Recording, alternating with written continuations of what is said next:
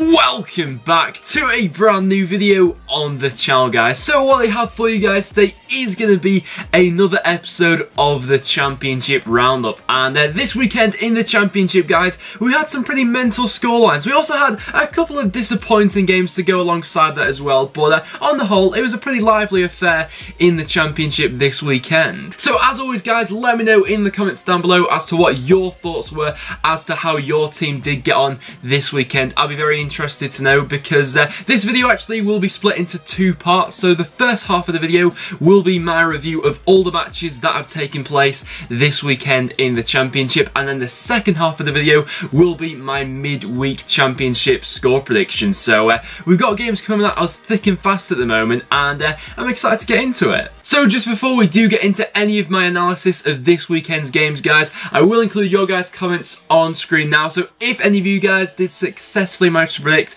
any of the scorelines this weekend, I will include your comment on screen now. So fair play to everyone who got a scoreline correct this weekend. I believe I got two of mine correct this week, so it wasn't a bad week for me. I got the Sunderland against Cardiff game correct and the Fulham against Middlesbrough match as well, so not a bad week for me. So we of course only have one place to start. That was the clash near down at the bottom of the table between Bolton Wanderers and Brentford, and in the end it was Brentford who took full advantage with the 3-0 victory over Bolton. And at the start of this game, Bolton were looking alright. You know, in the early stages of the match, they actually had a couple of chances, but as soon as that Brentford first goal went in, it was really one-way traffic from then on. And let me know down below, guys, what do you think was the goal of the weekend? But in this game here today, we probably got three contenders for the goal of the weekend. The first goal scored by Barnsley was absolutely ridiculous. A free kick from so far out that he just bent into the top corner. The keeper stood no chance with that. Then we saw Yanaris in the second half. He had an absolute banger going to the back of the net. And then Ollie Watkins as well in the 84th minute absolutely slammed one into the top corner. So Brentford in this one, we've seen a lot of their frustration so far this season with them creating chances but not putting them away. That wasn't the case in this one. They looked excellent going forward and scored three absolute wonder goals. In terms of Bolton, they're looking like they are really in trouble now. Guys, let me know down below, do you think there's any hope for Bolton that they will stay up this season? Because so far, they've not showed any signs really. Our next game then was between Derby County and Birmingham. So coming into this game, Birmingham of course were coming into it on a dreadful run of form, on a really bad losing streak in the Championship. So reflecting on this result now, it's probably not the worst result in the world for Birmingham actually, of course. It would have been better for them if they were to go out and grind out the victory in this one, but considering they have put a halt to, at this point in time, that awful losing streak, you've got to put a positive slant on it, I suppose. And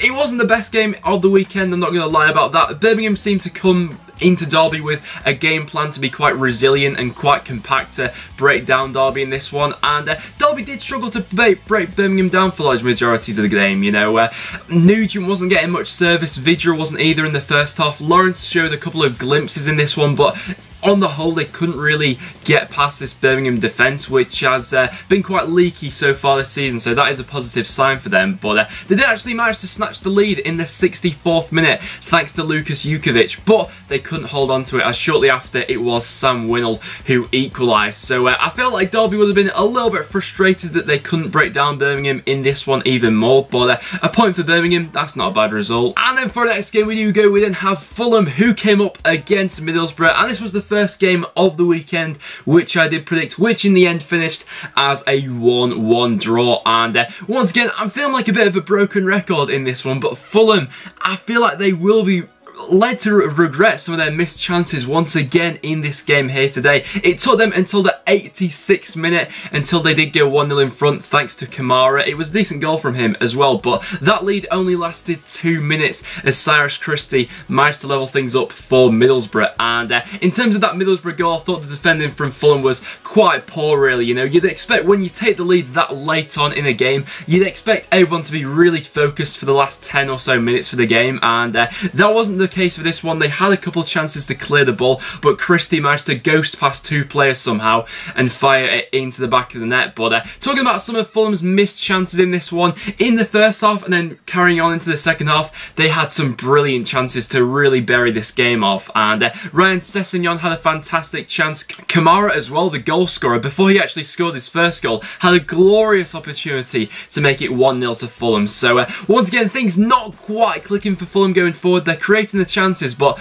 are left to be quite frustrated, only picking up a draw. Then for our next game, we had a very dramatic game indeed taking place at Elland Road, which has seen Leeds get back to winning ways, and they are of course currently sat back at the top of the Championship. But in this game here today, it was Lasogga who took the lead for Leeds after just 13 minutes. I mean, once again, we've spoke about him quite a bit in the Championship roundup so far, but I really do think he could get quite a few goals for Leeds this season. I think he'll be a really clinical finisher in the Championship. But it was then David McGoldrick who equalised, and then Leeds managed to take the lead back with Phillips. And it was quite an end-to-end game in many aspects of this one. And overall, I do think Ipswich were a tad unfortunate not to get anything out of this game. I mean, the third goal that Leeds scored was an own goal from the Ipswich keeper. So unlucky. It came in from a corner. He looked to collect the ball, but the ball did just go over the line. So that was a very unfortunate one for Ipswich to concede. And I do commend Ipswich actually for going to Leeds with this sort of game plan. You know, they weren't holding back for the entire game and looking to catch Leeds on the counter-attack, which a lot of sides have done so far this season at Elland Road. They did look to go for more an attacking mindset, and in the end, it just didn't manage to pay off for them. So commiserations to Ipswich, but Leeds back onto winning ways, and they are looking good going forward at the moment. Then for our next game we then had Norwich City who came up against Bristol City, and for this one we're not going to spend too long on it because I'm not going to lie, this was not the game of the weekend. It wasn't a great spectacle between these two sides, and maybe that was to be a little bit expected, you know, with how Norwich have been playing recently. They have been quite good at I don't know how to say this without sounding like demeaning to Norwich, but they have been quite good at like sucking the life out of a lot of games they've been in recently, which, to be fair to them, has worked to their advantage. But in this game here today, I thought that Norwich probably did have the better chances to go on and win the game, but they didn't look brilliant going forward. And in the end, both defences managed to come out on top. That's why it finished 0-0. And then for the next game we then have another 0-0 to go ahead and talk over. And once again, we won't spend too long on this one, but in the end, it did finish Preston 0, Millwall 0. And in this game here today, I'm not going to lie, there wasn't a lot of quality on show in this one. Millwall, for a large majority of the game, were playing quite deep. And it's got to be said, Preston do struggle with teams who do play quite deep. We tend to see the best football that Preston play when we've got a team playing a high line against us and we're able to play on the counter-attack. Millwall, for large majorities of the game, did frustrate Preston, and we just couldn't really find a way through. The best chance of the game fell to Josh Harrop in the second half. I don't know how he missed it. It was a great ball played through by Daniel Johnson. Tom Barkhuizen played the ball across the goal line, and somehow Harrop, he just needed to get a touch on the ball, but he messed up his feet and couldn't direct it into the back of the net in the end. Millwall going forward didn't really cause too many problems. I think it was quite obvious that they were missing Lee Gregory, and the ref in this one definitely didn't help procedures. Just wouldn't let the game flow at all in this one, and in the end 0-0, it wasn't a great game. And then into our next game we go, guys. We have another 0-0 to go ahead and talk over. I'm not a fan of these 0-0s, I'm just going to go ahead and say it, but we did have the game between QPR and Burton Albion finish as a draw. And for this one here today, I thought it was sort of a game of two halves. In the first half, Burton had a couple of chances to go ahead and take the lead, and if Burton did manage to take the lead in the first half, we may have seen a different game pan out in the second one. But at half time, Ian Holloway did make a couple of changes to look to impact the game, and to be fair, QPR did show an improvement going into the second half, but in the end they just couldn't break down that Burton defence. So in the end, 0-0. Let's move on. And then into our next game we then had Reading who came up against Hull City, and in the end this one managed to finish as a 1-1 draw. So finally we've got a game with some goals in it. But what I'd actually be quite interested to hear from both Reading and Hull fans is, where do you expect your teams to finish come the end of the season? Because at this point in time you're both sat in 17th and 18th place, so it's not been the best start to the season for either of you. view, but I still think there's a couple players in both sides which have the potential to finish a little bit higher than that in the Championship. So looking at this game, a draw probably wasn't the best result for either of the sides, but it was Fraser Campbell who put the away side in front after 28 minutes. Reading then had a glorious opportunity to get back into it with Sonny Aluko, but he managed to miss that. And then in the second half, Hull maybe had a couple chances to go ahead and bury the game and make it 2-0, and then they would have got out of sight. But fair play to Reading, they held on to it in the second half, and it was John Daddy Bodvarsson who got the equaliser in the 87th minute. So a draw, probably fair, but not the best result for either of them. And then into our next game we do go. We then had Sunderland who came up against Cardiff, and in the end this one managed to finish as a 2-1 victory to the away side. And I've seen a lot of discontent around Sunderland at this point in time for Simon Grayson. So Sunderland fans, I'm very intrigued to know what your current mindset is on your current manager and how things are going. Of course, this defeat now has left Sunderland in the bottom 3 in the Championship. In terms of this game, Sunderland were quite poor, I'm not going to lie. Defensively, for the first goal, it was like a knife through butter for Cardiff. I don't know what some of the Sunderland defending was after that. And then we, of course, had 2 penalties scored. The penalty that Sunderland gave away was so needless, and it's little mistakes like that that are really costing them at the moment. And then for our next game we do go, we then had Wolves who came up against Barnsley. So my prediction for this game actually was a 1-0 victory for Wolves, and quite a bit that I said in the preview to this one did actually go ahead and happen. And in my opinion, the 2-1 victory for Wolves, it was very harsh on Barnsley actually. I thought the fair result of this one probably would have been to finish as a draw. Some of Wolves' creative players weren't really at their sparkling best than we've seen so far this season, but it was in the end a 93rd minute winner from Wolves from Ndai, of course, one of their new signings this season. And so to be fair, it's a good omen for Wolves that when you're winning games like this against a pretty resilient Barnsley side,